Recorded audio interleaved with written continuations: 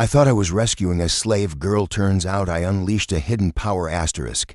The market discovery captain Zara Nightfall adjusted her worn leather jacket. As she navigated through the bustling slave market of Corvani's station, the metallic stench of fear and desperation hung heavy in the recycled air, mixing with the acrid smoke from illegal spice vendors.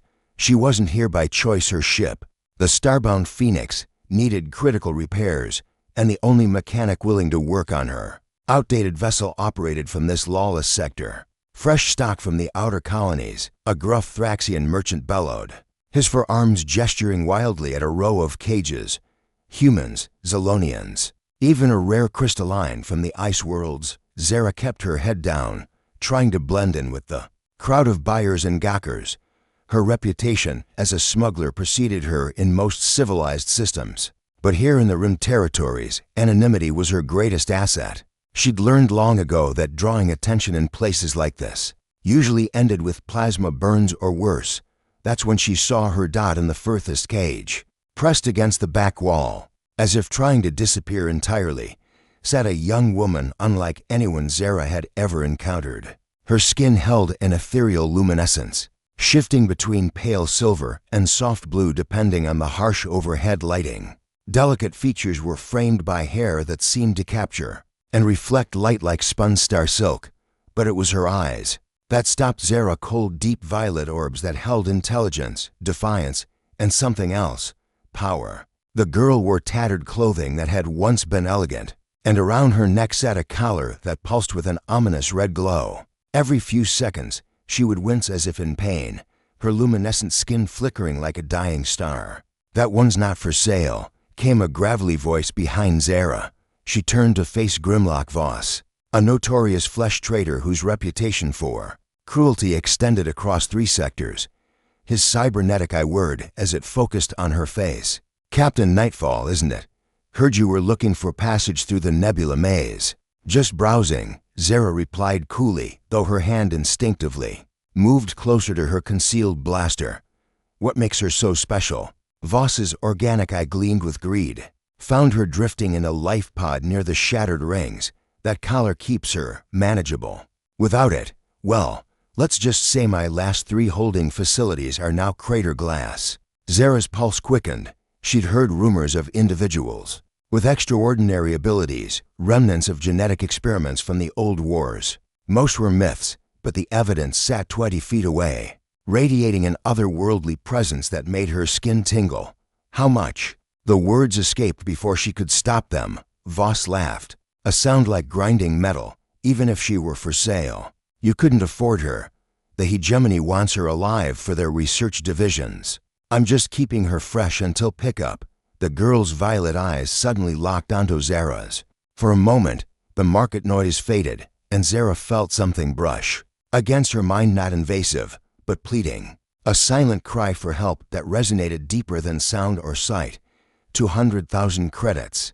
Zara heard herself say. "Not interested." Voss turned away dismissively. 500,000. Now she had his attention. Voss's cybernetic eye zoomed in on her face, analyzing her expression for deception. "You don't have that kind of money, smuggler." Zara smiled grimly and activated her wrist display, showing her account balance, the result of her last successful run through Imperial blockades. "Transfer on delivery." Voss hesitated, clearly torn between immediate profit and whatever the hegemony was paying. In that moment of indecision, Zara made her choice. Her hand moved to her blaster with practiced speed, while simultaneously triggering the smoke grenades on her belt. "Change of plans," she called out as chaos erupted around them. "I'm taking her for free." The last thing she saw before the smoke obscured everything was the girl's eyes widening with hope. Unexpected complication. Smoke provided perfect cover. As Zara fought her way through the panicking crowd, plasma bolts sizzled past her head as Voss's security forces tried to contain the situation. She rolled behind an overturned vendor stall, fingers working frantically on her lock-picking tools. "Hold still," she whispered to the mysterious girl, whose cage lock proved more sophisticated than expected. "I'm getting you out of here." "The collar," the girl said, her voice melodic despite the fear. "It will track me. Remove it first." Zara glanced at the pulsing device around the girl's neck. It looked like hegemony tech, military grade and potentially lethal to tamper with. I don't have the tools for that here. We need to move. The lock finally clicked open, and Zara pulled the girl from the cage up close.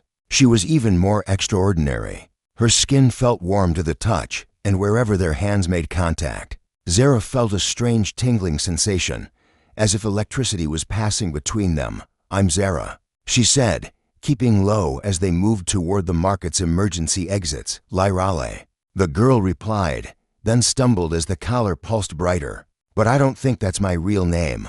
I can't remember much before the pod. They reached Zara's ship just as station security arrived at the market. The starbound Phoenix was a modified freight hauler, all function over form, but her engines were the finest money could buy. Within minutes, they were breaking orbit, leaving Corvani's station shrinking behind them. Where are we going?